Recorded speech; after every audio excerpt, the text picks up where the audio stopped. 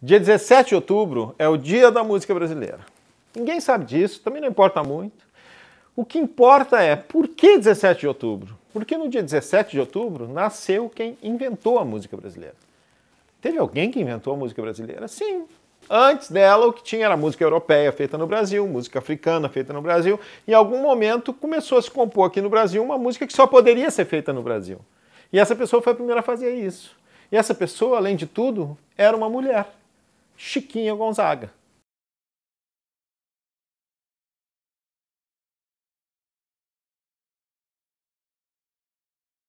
Brasil, 1847. Mais especificamente, o Rio de Janeiro. Uma cidade com 250 mil habitantes, metade desses 250 mil habitantes são escravos. É em 1847 que nasce a nossa personagem. Chiquinha Gonzaga, uma mulher absolutamente fora de qualquer padrão, fora de todas as curvas da sua época, inclusive de outras. Como todas as famílias da época, as meninas iam estudar piano, iam estudar música, basicamente piano. O Rio de Janeiro nessa época era chamada Cidade dos Pianos, porque todo mundo que tinha um pouquinho de dinheiro comprava um piano. Por que comprava um piano? Para ser bonito? Também. Mas pensa comigo o seguinte, não tinha Spotify, não tinha rádio, não tinha toca-disco. Antes de 1800 e quase 1900, o único jeito de ouvir música era se alguém tocasse essa música. Já tinha pensado nisso? Pois é. E como é que se fazia para tocar a música? Alguém tinha que aprender a tocar um instrumento. Basicamente, esse instrumento, nas famílias de classe média, era o piano. O piano ficava na sala, onde hoje fica o computador ou a televisão ligado no Netflix, e antes ficava o rádio, antes ainda, talvez, o gramofone, e antes tinha um piano. E a Chiquinha foi educada nesse mundo. Mal sabia ela que, dali a poucos anos, o repertório que essas pessoas tocavam teriam muitas das suas músicas. Porque essa era a indústria da música na época. O que se vendia? Partitura. Partitura das músicas. Não tinha disco, né? As pessoas iam lá e compravam partitura. Um sucesso era uma partitura de uma música que fosse muito vendido. Todo mundo estava tocando. Vale procurar o Homem Célebre, né? O conto do Machado de Assis, que dá exatamente a cena desse mundo onde se criou a Chiquinha Gonzaga. Estão vendo aqui o link. Para aí, dá um pause e vai ver o conto e depois a gente continua. Pausou, leu o conto, sei que não leu, mas vai ler depois, Deus está vendo. É sensacional esse conto, juro para vocês. O curioso de pensar, quando a gente pensa na vida da Chiquinha, é que o pai da Chiquinha, que casou-se por amor, enfrentando a sua família, não teve a mesma grandeza para com a sua filha. A Chiquinha, com 16 anos de idade, foi praticamente coagida a se casar com um bom partido. Um sujeito que era da Marinha Mercante, tinha dinheiro e tinha o dobro da idade dela. Esse sujeito, quando ela tem 19 anos de idade e 2 filhos já, resolve que vai pegar um navio e vai para a Guerra do Paraguai, levando a mulher e os filhos. Né? Se ela já não estava muito feliz com essa situação, quando eles voltam, ela se separa. Sabe o que é separar de alguém nessa época? Foi um escândalo. Ela, separada, para ganhar a vida, começa a dar aula de piano, começa a tocar, começa a frequentar alguns amigos, porque ela tinha muitos amigos da área da música, porque ela estudava com grandes professores. E essa cena que estava se juntando nessa época no Rio de Janeiro, que tinha como figura central o Joaquim Calado, que é chamado o pai do choro, e era muito amigo da Chiquinha, essa cena estava em busca de alguma coisa, de alguma música que fosse diferente, né? De alguma música que fosse brasileira. Mais ou menos nessa mesma época, em toda a América, começam a se gestar as músicas nacionais, né? É mais ou menos nessa época que nasce o tango na Argentina, que nasce o ragtime nos Estados Unidos, que nasce o bolero em Cuba. E aqui no Brasil começa a se gestar o que depois a gente chamaria de choro. Mas que nessa época, tirando esse grupo de Joaquim Calado, que se chamava Choro Carioca, ninguém chamava de choro. Começou a se chamar de choro 30, 40 anos depois, lá por 1910, 1920. Até então era polca, o tango brasileiro, né? O choro era uma forma de tocar a polca, né? Por que isso nos interessa? Porque a Chiquinha era muito curiosa com esse negócio todo. E compunha polcas. 1877, quando ela tinha 30 anos de idade, é que ela compôs a sua primeira música. Ou seja, ela já tinha uma experiência como musicista, tocava com um monte de gente. tocava para ganhar a vida, dava aulas de piano, era amiga do Joaquim Calado, tocava no grupo do Calado, que era o Choro Carioca, mas aí compõe sua primeira música. E essa música, que se chama Atraente, foi um sucesso extraordinário. Por quê? Porque nunca ninguém tinha ouvido nada parecido. Ouve aí.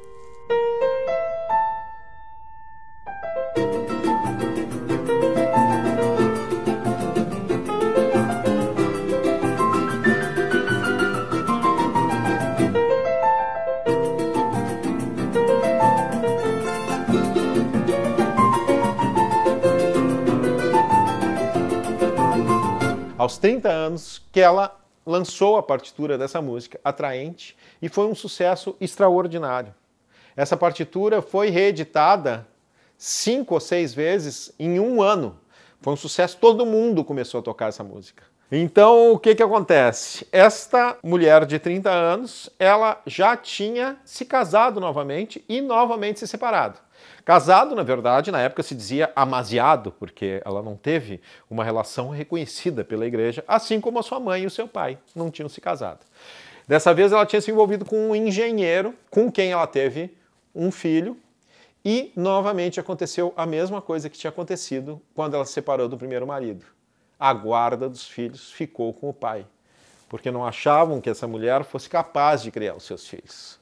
Então ela já tinha os filhos do primeiro casamento vivendo com o primeiro marido, a filha do segundo casamento vivendo com o marido, mas nada derrubava essa mulher, que nessa época já estava envolvida com o quê? Com a campanha republicana, para transformar o Brasil numa república, e com o abolicionismo. Ou seja, era uma mulher separada, que fumava na rua, na frente dos outros, trabalhava para pagar suas contas, tinha um monte de filhos de casamentos diferentes, os quais ela não criava. Que escândalo! E aí um escândalo maior. Regia uma orquestra. Foi a primeira maestrina do Brasil. Aprendeu praticamente sozinha, com os amigos músicos, aprendeu a reger uma orquestra. Então ela já escrevia os arranjos das suas músicas e regia uma orquestra. Tudo isso lá no século XIX, final do século XIX. Pensa numa carreira de um músico normal que tu goste, assim. Qual desses músicos que tu admira muito, desses compositores, fez alguma coisa absolutamente revolucionária aos 52 anos de idade? Tem.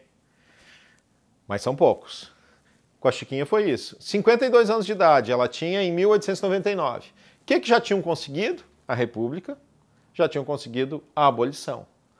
Em 1899, ela, um dos empregos que tinha era tocando com um bloco de carnaval, compõe uma música, inaugurando um gênero, que é a marchinha de carnaval.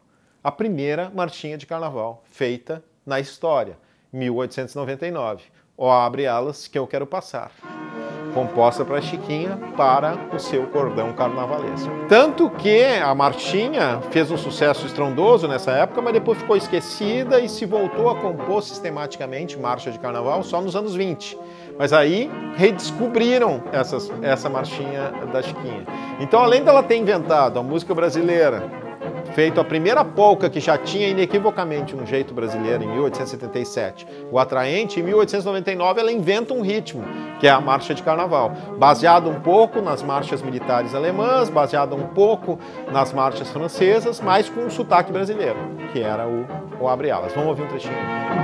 O abre alas, eu quero passar, peço licença para poder desabafar. A jardineira abandonou meu jardim, porque a rosa resolveu passar de mim. A jardineira abandonou meu jardim, porque a rosa resolveu passar de mim.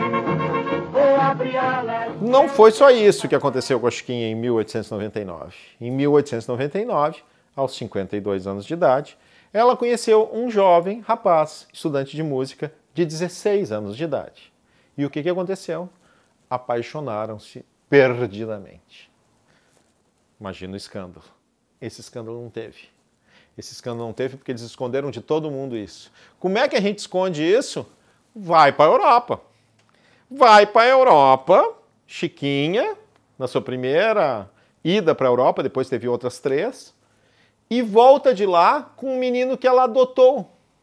Já que ela não tinha criado seus filhos, ela tinha adotado agora esse rapaz de 16 anos, que ficou sendo seu filho adotivo para toda a sociedade até ela morrer em 1935. E só depois que ela morreu se descobriu que, na verdade, eles eram marido e mulher desde 1899 e ficaram casados até o final da vida da Chiquinha. Um grande empreendedor esse rapaz, inclusive com a Chiquinha, juntos eles fizeram nos anos 10 uma das primeiras gravadoras independentes do Brasil. Nessas idas e vindas da Europa, quando ela chega e volta definitivamente para o Brasil, existia uma nova indústria no Brasil que estava crescendo, que era a indústria do disco. Ainda nem se falava em rádio, nem existia rádio. Mas, desde 1904, existiam gravadoras no Brasil. A Casa Edison e, a partir de 1913, aqui no Rio Grande do Sul, inclusive, a Casa Elétrica e algumas outras gravadoras. A Chiquinha começa a gravar em 1908, com o seu grupo. E é incrível que uma pessoa nascida em 1847, a gente consiga ouvir gravações dela, e gravações algumas de excelente qualidade. Que ela começa a gravar principalmente entre 1908 e 1913. Tem muitas gravações dela. Dá para ouvir todos no link que a gente botou aqui embaixo também, do Instituto Moreira Salles. Tem um acervo gigante de várias músicas, como por exemplo essa que a gente vai ouvir agora.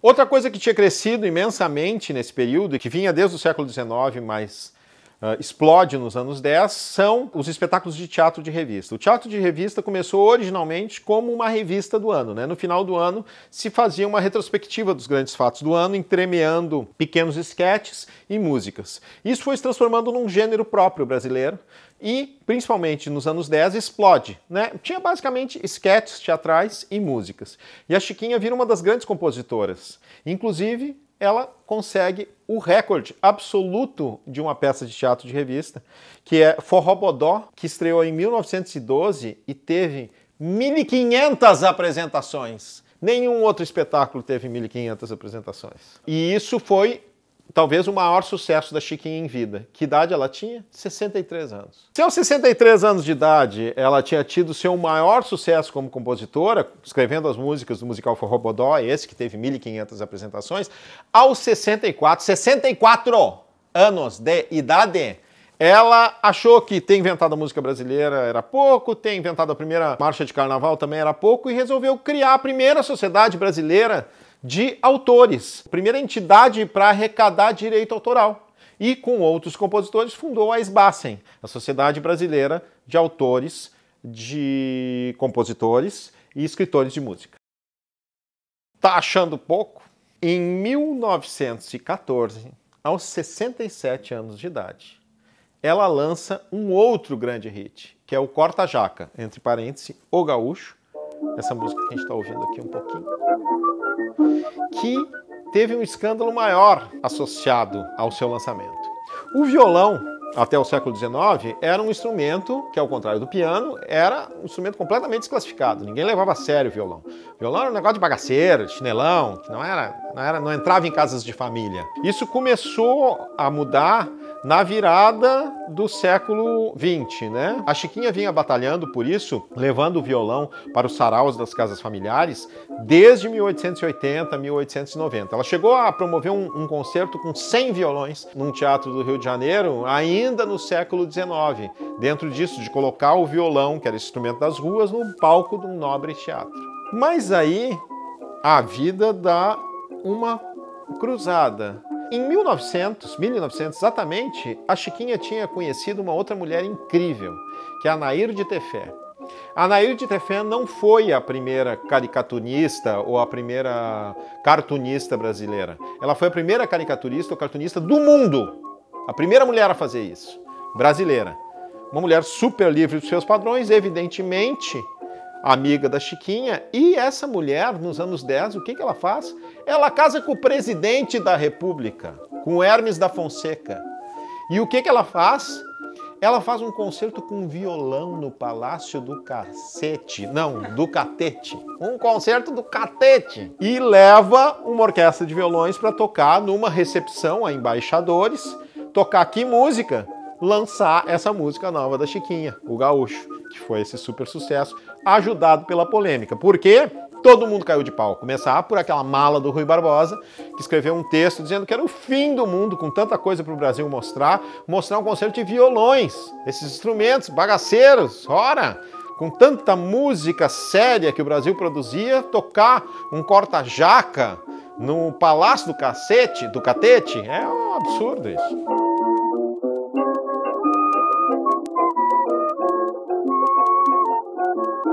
Quando a Chiquinha morreu, em 1935, ela já era uma pessoa relativamente esquecida, ainda que tivesse composto até 2 anos antes, compôs até os 85 anos de idade. Mas o que tinha acontecido?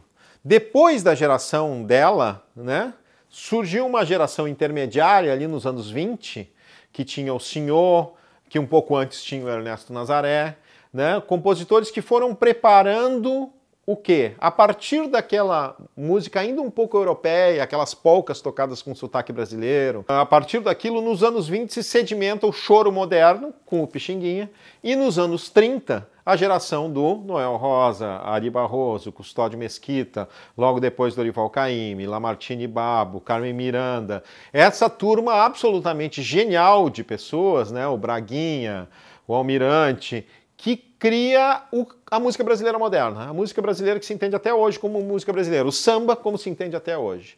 Então era natural que uma senhora, já de 80 anos, fosse suplementada ou superada por essa nova geração. Ela estava relativamente esquecida, Chiquinha. E assim ficou por 50 anos. Ainda que pouco depois dela morrer, tivesse escrito uma biografia, inclusive uma biógrafa mulher, a Marisa Ramos, escreveu uma biografia super moralista que escondia, não falava nada dos casamentos da Chiquinha, não falava nada dessa coisa que podia pegar mal ainda em 1937, coisas que tinham acontecido quase 100 anos antes, mas ficou esquecida. A Chiquinha foi recuperada neste livro aqui. Chiquinha Gonzaga, uma história de vida, da Edinha Diniz. Esse livro foi lançado nos anos 80, em 1984, se eu não me engano. E a partir daqui se voltou a falar e se redescobrir essa mulher. Hoje em dia, com toda essa questão absolutamente relevante e importante de recolocar o papel da mulher, não só na sociedade, como na música brasileira, onde tem gente fazendo pesquisas incríveis, né? Tem uma pesquisadora de Campinas que descobriu 5.000 compositoras mulheres. 5.000 compositoras mulheres desde o século XIX. No Brasil, quantas a gente conhece? 50, 60? Ou seja, toda essa história de ocultar as mulheres de postos que seriam masculinos, ou seja, mulher pianista, tudo bem, mas mulher compositora, mulher maestrina, enfim. Então, cada vez mais é essencial as pessoas lembrarem dessa pessoa aqui, Chiquinha Gonzaga, essa mulher inacreditável, essa gênia que não bastasse ter feito tudo o que fez, fazia bem, era uma grande compositora, é só ouvir as músicas da Chiquinha que tu fica encantado. Pega os outros compositores da época, ela era, sem dúvida, uma dos maiores compositores, né? Compositores com X, né? Compositores sem dúvida nenhuma. Então, vai lá e procura mais sobre a Chiquinha Gonzaga, que é uma grande revelação que tu vai ter na tua vida. Olha como a gente é legal. A gente é muito legal. A gente fez uma playlist agora com um monte de coisa da Chiquinha, e não só da Chiquinha, como dos seus colegas de geração. Joaquim Calado, Henrique Alves de Mesquita, essa turma. Quer dizer, de gerações, né? Porque uma pessoa que viveu quase 90 anos, ela teve muitas gerações que passaram por ela. Então, para entender esse mundo da Chiquinha, é só clicar aqui na playlist que tu vai ter muito material para seguir adiante te divertindo.